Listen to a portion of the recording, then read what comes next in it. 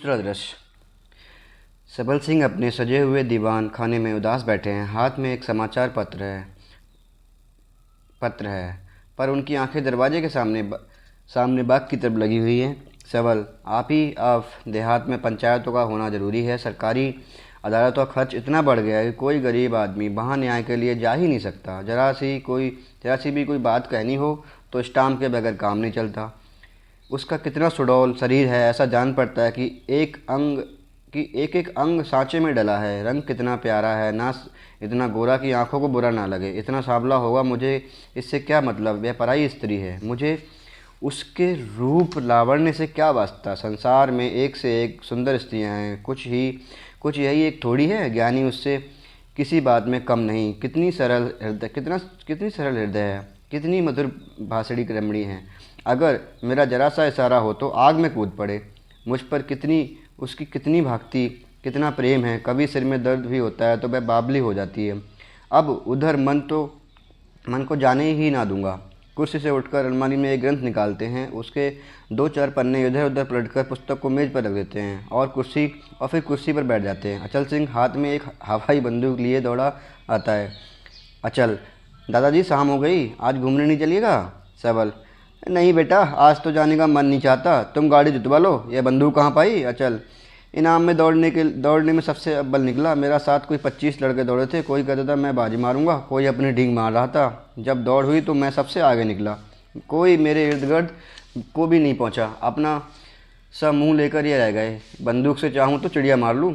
सबल, मगर चिड़ियों का शिकार न खेलना। अचल, जी नहीं, यूँ तो बात कहता था। बेचारी चिड़ियों ने हमारा क्या बिगाड़ा है कि मैं उनकी जान लेता फिरूँ?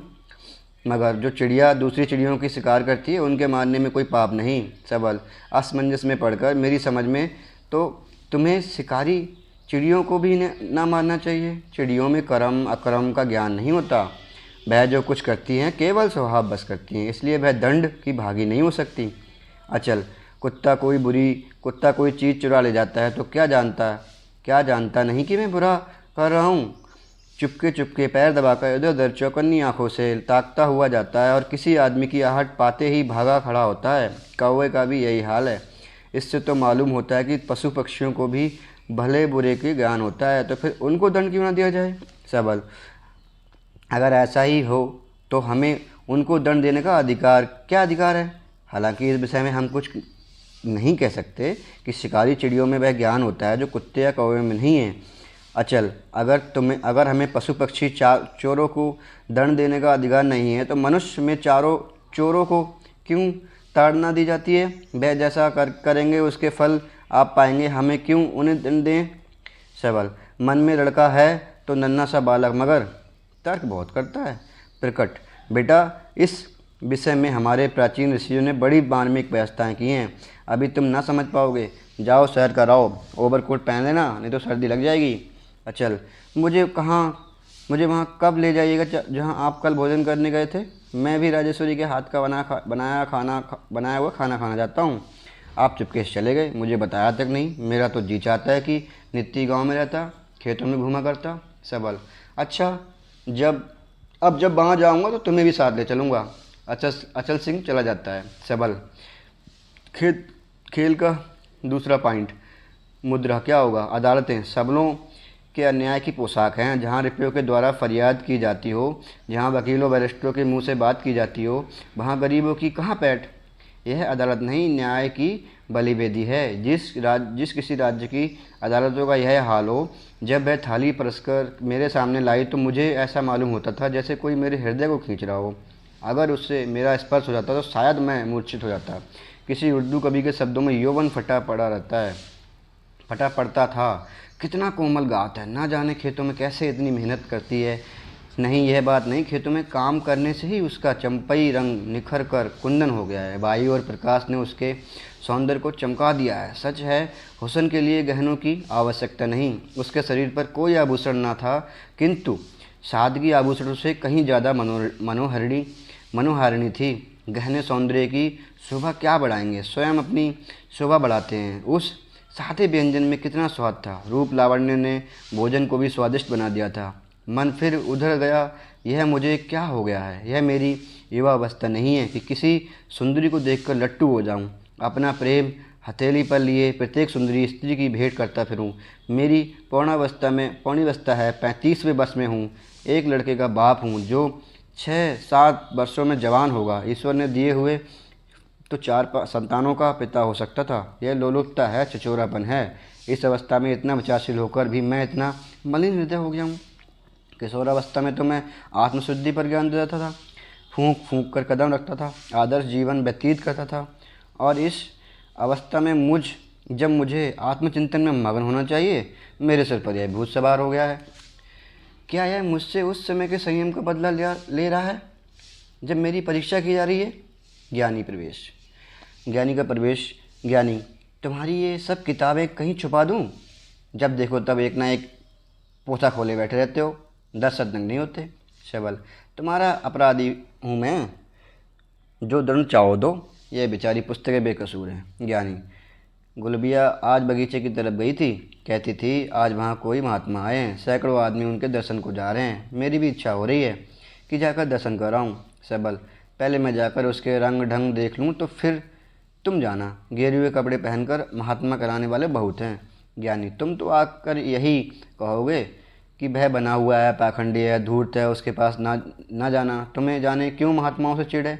सबल, इसलिए चिढ़ है कि मुझे कोई सच्चा साधु दिखाई नहीं देता। ज्ञानी, इनकी मैंने बड़ी प्रशंसा सुनी है। गुलाबी कहती थी उनका मुंह दीपक की तरह चमक रहा था। सैकड़ों आदमी उन घेरे हुए थे पर वह किसी से बात ना करते थे। सबल, इससे तो यह साबित नहीं होता कि वह सिद्ध पुरुष हैं। अशिष्टा महात्माओं का लक्षण नहीं है। ज्ञानी, इस खोज में रहने वाले को कभी कभी सिद्ध पुरुष भी मिल जाते हैं। जिसमें श्रद्धा नहीं है उसे कभी किसी महात्मा से साक्षात नहीं हो सकता। तुम्हें संतान की लालसा ना हो, पर मुझे तो है। दूध पूछ से किसी का मन भरते आज तक नहीं सुना। सबल, अगर साधुओं के आशीर्वाद से संतान मिल सकती तो आज संसार में कोई निसंतान प्राणी खोजने से भी न मिलता। तुम्हें भगवान ने एक पुत्र दिया है, उनकी यही याचना करो कि उसे कुशल से रखें। हमें अपना जीवन अब सेवा और परोपकार की भेंट करना चाहिए। ज्ञानी चिढ़कर, तुम ऐसी निर्दयता से बातें करने लगते हो, इसी से कभी इच्छा नहीं होती कि तुमसे अपने मन की बात कहूँ। लो अपनी किताबें पढ़ो, इनमें तुम्हारी जान बसती है। जाती हूँ। सबल, बस रूठ गई। चित्रकारों ने क्रोध की बड़ी भयंकर कल्पना की है, पर मेरे अनुभव से यह सिद्ध होता कि सौंदर्य क्रोध ही का रूपांतर है। कितना अनर्थ है कि ऐसी मोहिनी मूर्त को इतना विकराल रूप दे दिया जाए। ज्ञानी मुस्कुराकर, नमक मिर्च लगाना तो कोई तुमसे सीख ले। मुझे भोली बातों में पे उड़ा देते हो, लेकिन आज मैं न मानूंगी। सबल, ऐसी जल्दी क्या है, मैं स्वामी जी को यहीं बुला लूँगा। खूब जी भर कर दर्शन कर लेना। वहाँ बहुत से आदमी जमा होंगे, उनसे बातें करने का भी अवसर न मिलेगा। देखने वाले हंसी और उड़ाएंगे कि पति तो साहब बना गिरता है और स्त्री साधु के पीछे दौड़ा करती है। ज्ञानी, अच्छा तो कब बुला दोगे? सबल, कल पर रखो। ज्ञानी चली जाती है। सबल, संतान की क्यों इतनी लालसा होती है? जिसके संतान नहीं है वह अपने को अभागा समझता है। अहरनिश इसी क्षोभ और चिंता में डूबा रहता है। यदि यह लालसा इतनी व्यापक ना होती तो आज हमारा धार्मिक जीवन कितना शिथिल, कितना नीरव होता। ना तीर्थयात्रियों को इतनी धूम होती, ना मंदिरों की इतनी रौनक, न देवताओं में इतनी भक्ति, ना साधु महात्माओं पर ज्ञानी इतनी श्रद्धा, ना दान और व्रत की इतनी धूम। यह सब कुछ संतान लालसा का ही चमत्कार है। खैर, कल चलूँगा, देखूँगी स्वामी जी के क्या रंग ढंग हैं। अदालतों की बात सोच रहा था। यह आक्षेप किया जाता है कि पंचायतें यथार्थ न्याय ना करेंगी, पंच लोग मुँह देखी करेंगे और वहाँ भी सवालों ही की जाती होंगी। इसका निर्णय हो यूँ सकता है कि स्थायी पंच ना रखे जाएं। जब ज़रूरत हो दोनों पक्षों के लोग अपने पंचों की नियत कर दें। किसानों में भी ऐसी कमीनियाँ होती हैं, यह मुझे ना मालूम था। यह निसंदेह किसी उच्च कुल की लड़की है, किसी कारणवश इस दुर्वस्था में आ फंसी है। विधाता ने इस अवस्था में रखकर उसके साथ अत्याचार किया है।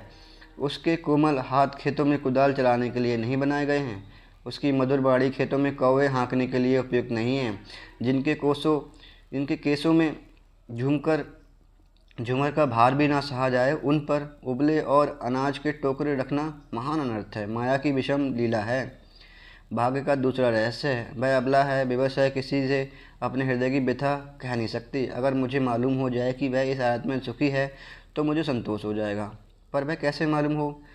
कुलवती स्त्रियां अपनी विपत्ति की कथा नहीं कहती, भीतर ही भीतर जलती हैं, पर जवान से हाय नहीं करती। मैं फिर उसी उधेड़बुन में पड़ गया। समझ में नहीं आता मेरे चित्त की यह दशा क्यों हो रही है।